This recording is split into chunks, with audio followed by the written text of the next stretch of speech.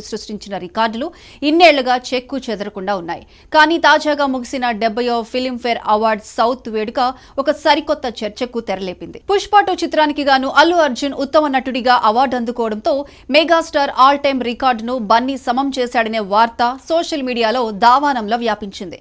అసలు ఈ రికార్డుల వెనుక ఉన్న నికార్సైన నిజాలేంటి? చిరంజీవి మార్కును బన్నీ నిజంగానే అందుకున్నాడా, లేక ఇది కేవలం అభిమానుల అత్యుత్సాహమేనా?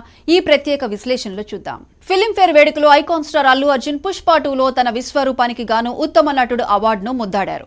ఈ గెలుపుతో బన్నీ ఖాతాలో మరో రికార్డు చేరింది. అయితే ఈ అవార్డు రాగానే సోషల్ మీడియా వేదికగా ఒక పెద్ద చర్చ మొదలైంది. చిరంజీవి సాధించిన 7 ఫిల్మ్ఫేర్ అవార్డుల రికార్డును అల్లు అర్జున్ సమం చేశారని, మెగాస్టార్ వారసత్వాన్ని పక్కన పెట్టి తనదైన బ్రాండ్ క్రియేట్ చేశారని పోస్టులు వెల్లువెత్తాయి.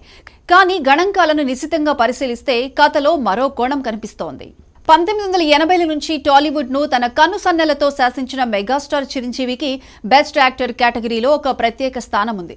ఎటువంటి సినీ నేపథ్యం లేకుండా పరిశ్రమలోకి వచ్చి చిన్న పాత్రల నుంచి స్వయం కృషితో ఎదిగిన ఆయన తన సుదీర్ఘ కెరీర్లో 7 సార్లు ఉత్తమ నటుడు విభాగంలో ఫిల్మ్ఫేర్ అవార్డులను గెలుచుకున్నారు. ముఖ్యంగా ఒకే కేటగిరీలో 7 సార్లు విజేతగా నిలవడం అనేది ఇప్పటికీ ఎవరూ దాటలేని ఒక బెంచ్ మార్క్.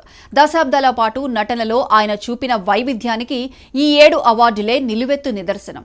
మరోవైపు నేటి తరం బాక్సాఫీస్ బాద్షాగా ఎదిగిన అల్లు అర్జున్ ప్రయాణం కూడా అద్భుతమనే చెప్పాలి. పుష్ప 2తో కలిపి ఆయన ఇప్పటి వరకు 5 సార్లు ఉత్తమ నటుడిగా ఫిల్మ్ఫేర్ అవార్డును అందుకున్నారు.